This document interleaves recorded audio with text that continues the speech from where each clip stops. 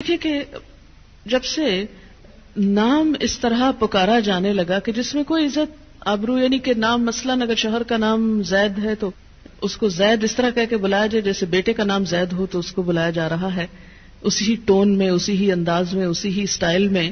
تو یہ صرف نام پکارنا ہی نہیں ہے، یہ ایک رویے کا اظہار کر رہا ہے، ایک رجحان کی بات ہو رہی، ایک تعلق اور ایک انداز کی بات ہے جو ایک بلانے کے انداز سے لے کر پھر باقی سب معاملات میں ساتھ چلتی.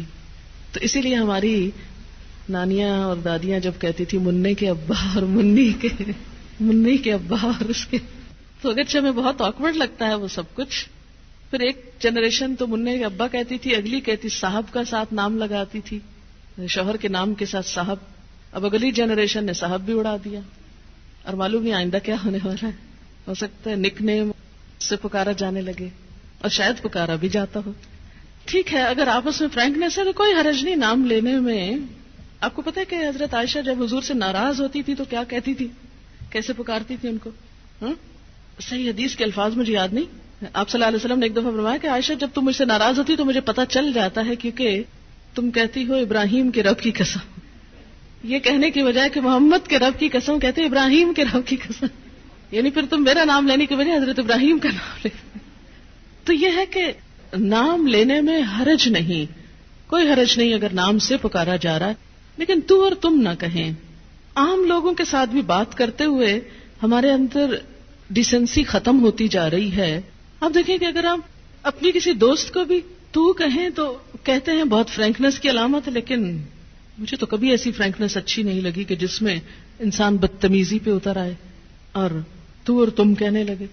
جو عزت آپ میں ہے، اور ہمارے کلچر کا بھی ایک تھوڑا سا حصہ ہے کہ اس میں لفظ انگریزی میں تو یو ہی ہے، ایک ہی بیچارہ، لیکن اردو میں الحمدللہ رچ ہے اردو اس سینس میں، تو بھی ہے، تم بھی ہے، آپ بھی ہے. تو ایک اچھے لفظ کا انتخاب کر لے، اور جب اللہ نے ایک درجہ زیادہ دے دیا تو عزت کا لفظ بولنے میں نقصان کچھ بھی نہیں ہوگا. جواب میں آپ بھی عزت پائیں گے، کیونکہ جب آپ کسی کو تم کہہ کے بلائیں گے تو پھر دوسرے کو بھی تم کا موقع دے رہے ہیں. پنجابی میں بھی ہے ایک لفظ، ایک تو ہے اور ایک تسی ہے. تو اس میں یہ ہے کہ یہ چیز بظاہر یوں لگ رہا ہے، یا ہو سکتا ہے آپ کو بہت ناگوار لگ رہی ہو اور آپ سوچ رہے ہو کہ ہمیں بیکورڈ بنایا جا رہا ہے، لیکن مجھے کبھی ایسے ماڈرن بننے میں کوئی خوبصورتی نظر نہیں آتی کہ جس میں گستاخی شامل ہو جائے.